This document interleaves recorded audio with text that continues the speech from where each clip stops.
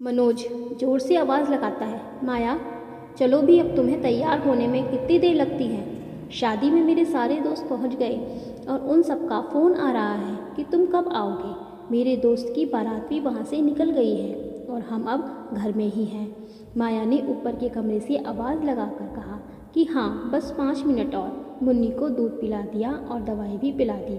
आज उसे थोड़ा बुखार लग रहा है और छोटे को होमवर्क भी करा दिया। उनकी स्कूल यूनिफॉर्म भी मैंने प्रेस कर दी। मुन्नी अभी बस अब सो ही जाएगी, उसे अच्छे से सुलाकर ही हम जाएंगे, वरना मुझे अपने पास ना पाकर बहुत रोएगी। उसके बाद हम निकलते हैं। आपको तो पता ही है कि मेरे बिना उसे नींद नहीं आती। मैं बस मुन्नी को सुलाकर अभी आई, तब तक तुम नीचे टीवी देखो। माया की बात सुनकर मनोज बड़बड़ाता है, इसका तो हर वक्त यही बहाना रहता है।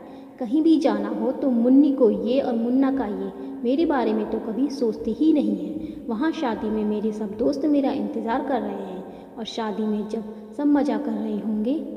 चलो आज माया को अपने मुन्ना और मुन्नी को संभालने दो, मैं अकेला ही शादी में चला जाता हूँ, वरना माया के इंतज़ार में मैं वहाँ मेरे दोस्त घोड़ी पे चढ़कर शादी भी कर लेगा और मैं यहीं का यहीं रह जाऊँगा। सब माया के बारे में पूछेंगे तो सबको बता दूंगा कि मुन्नी और माया की तबीयत ठीक नहीं है, इसलिए वे दोनों शादी में नहीं आ पाए।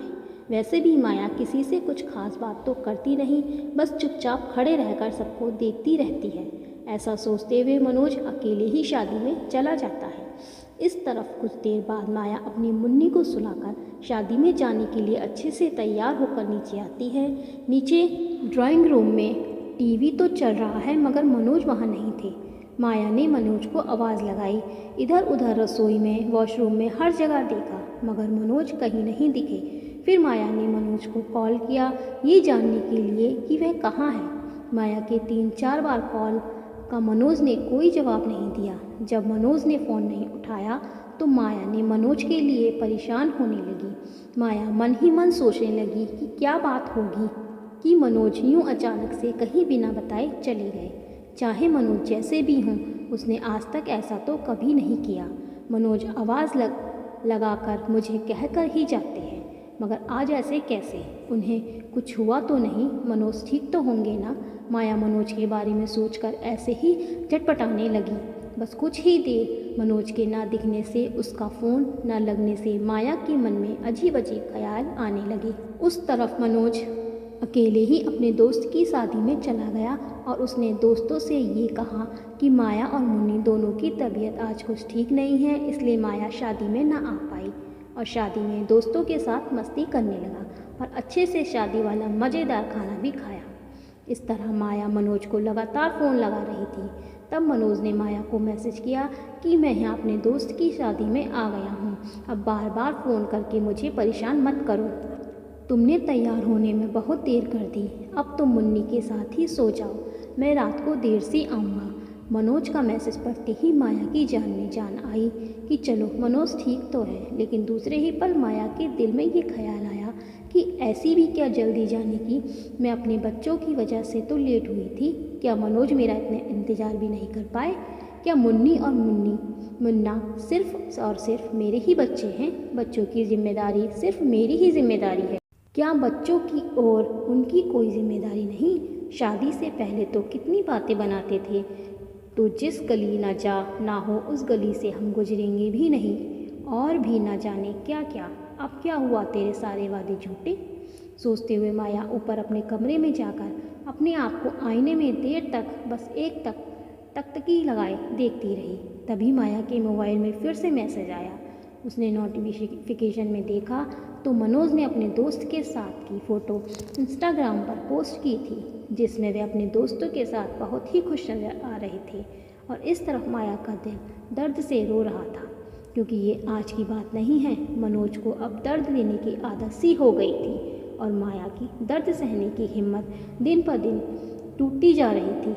आज माया की आंखों में अब नींद कहाँ। माया पूरी रात अपने दोनों बच्चों को देखते हुए मनोज का इंतज़ार करती रही कि आज तो मैं मनोज से पूछ के ही रहूँगी कि बच्चों की तरफ उनकी कोई जिम्मेदारी है भी या नहीं। वह मुझे यहाँ यूँ अकेले छोड़कर कैसे जा सकते हैं? वैसे आज तक माया ने मनोज से ना ही कोई सवाल किया और ना ही कभी मनोज के साथ ऊंची आवाज़ में बात की, चाहे मनोज जितना भी गुस्सा हो जाए, चिल्लाए। माया अपने अंदर कई सवालों की पोटली बनाई जा रही थी। इन्हीं सब कसमकस के बीच कल सुबह हो गई। माया को पता ही नहीं चला और सुबह होते होते माया के मोबाइल में मनोज का फिर से एक मैसेज आया, जिसमें लिखा था कि माया, मैं तुमसे ठग गया हूँ, अब मुझे तुमसे डिवोर्स चाहिए। ऐसा मैसेज पढ़ते ही माया के पैरों तले से ज़मीन ही खिसक गई। वह सोचने लगी, इतनी सी देरी के लिए इतनी बड़ी सज़ा, या मैं इतनी बुरी हूँ, या मैं सुंदर नहीं हूँ, या मैंने अपनी जिम्मेदारी ठीक से नहीं निभा पाई। बच्चों से प्यार करना और उनकी देखभाल करना, उनको पढ़ाना लिखाना, उनकी हर छोटी छोटी ज़रूरतों का ख्याल रखना, क्या ये मेरी गलती है? या फिर आज तक मैं चुप रही और मैंने मनोज से अपने हक के लिए कभी कुछ नहीं मांगा, ना कहा, या ये मेरी गलती है? डिवोर्स मुझसे आखिर क्यों? डिवोर्स की बात ने माया को सबसे बड़ा दर्द पहुंचाया था। माया अपने बिस्तर से खड़ी होकर आईने के सामने खड़ी रहती है। अब तक माया ने अपने कपड़े भी नहीं बदले थे जो उसने शादी में जाने के लिए पहने हुए थे। माया की आंखों के सामने उसका गुजरा हुआ पल आने लगता है। कुछ साल पहले जैसे कि माया के पापा माया को समझा रहे थे कि बेटा, पहले अपनी पढ़ाई पूरी कर दो, बाद में आराम से शादी के बारे में सोचेंगे। तेरे लिए तेरी मनपसंद की लड़की की मैं लाइन लगा दूंगा। हाँ, मगर मनोज मुझे कुछ ठीक नहीं लग रहा। मगर उस वक्त माया ने अपने पापा की बात को नज़रअंदाज किया और माया ने मनोज के साथ भाग के चुपके से शादी कर ली। माया के पापा ने ऐसा सोचा भी नहीं था कि उसकी बेटी ऐसा करेगी। इस तरह पहले पहल तो सब ठीक रहा, मगर बाद में मनोज पे और माया पे जिम्मेदारी बढ़ने लगी। माया घर के कामों में और बच्चे संभालने में व्यस्त रहने लगी और मनोज को फिर से अपना दिल बहलाने के लिए लड़की की ज़रूरत पड़ने लगी। मनोज देर रात तक अपनी गर्लफ्रेंड से फ़ोन पे बातें करता।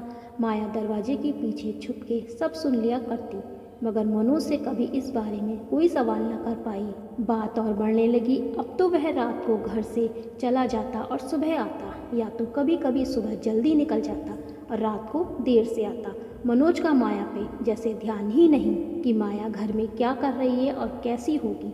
माया बार बार मनोज को फ़ोन किया करती, मगर तब भी मनोज माया के 10 कॉल में से 1 कॉल का ही जवाब देता, और इस बीच अगर कोई बच्चे कोई गलती करे तो भी मनोज माया को ही सुनाता।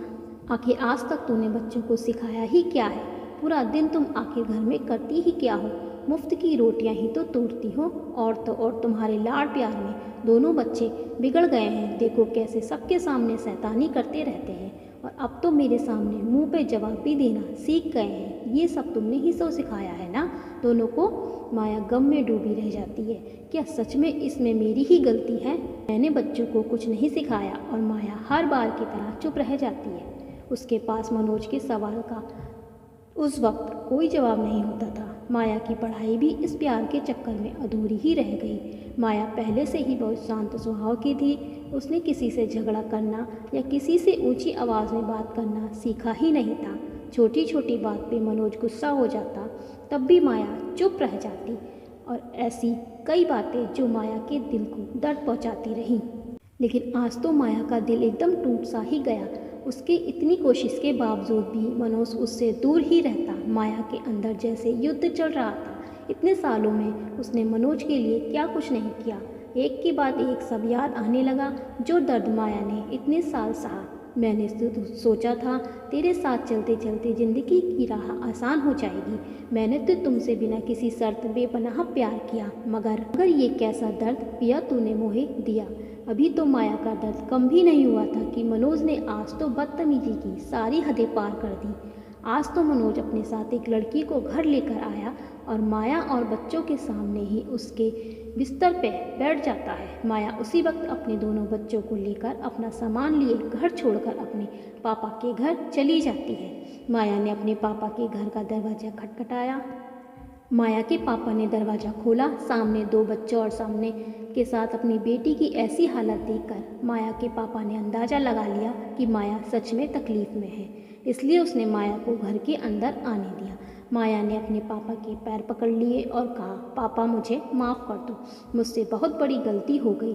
आप सच ही कहते थे कि मनोज अच्छा लड़का नहीं है, लेकिन मैं उस वक्त उसके प्यार में अंधी हो गई थी। जो आपके लाख समझाने पर भी मैं नहीं मानी। मैंने आपका बहुत दिल दुखाया है, मुझे प्लीज़ माफ़ कर दीजिए पापा। माया के पापा ने अपनी बेटी माया को गले से लगा लिया और कहा, पहले तो तुम रोना बंद करो।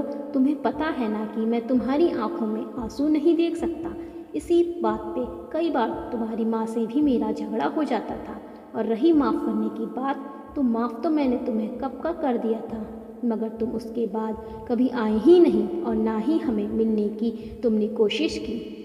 तो हमने सोचा तुम मनोज के साथ खुश होंगी, मगर इतने साल बाद आज अचानक क्या हुआ? माया ने कहा, क्या कुछ नहीं हुआ पापा, आपको मैं अपनी तकलीफ़ नहीं बताना चाहती थी, और कहती भी तो क्या मुँह लेकर। मैंने आपकी मर्जी के खिलाफ़ जो शादी की थी, तो मैंने सोचा कि जो भी करना है अब बस मुझे ही करना है। इसलिए मैंने मनोज को समझाने और सुधारने की अपनी ओर से बहुत कोशिश की, मगर बस अब पानी सर से ऊपर पहुंच गया। अब उसकी बदतमीजी में और नहीं सह सकती, इसलिए आपके पास चली आई। और जाती भी तो कहाँ, आप दोनों के अलावा मेरा इस दुनिया में है ही कौन। बस कुछ ही दिन पापा, उसके बाद मैं अपने और अपने बच्चों के रहने का इंतज़ाम कर ही लूँगी। माया के पापा ने कहा, ऐसा क्यों कहती हो? ये अब भी तुम्हारा अपना ही तो घर है। बहुत अच्छा किया बेटी जो तू यहाँ चली आई। आखिर हम तुम्हारे माँ बाप हैं, और माँ बाप अपने बच्चों का साथ कभी नहीं छोड़ते। माँ बाप का दिल बहुत बड़ा होता है, वे किसी भी हाल में अपने बच्चों को माफ़ ही कर देते हैं।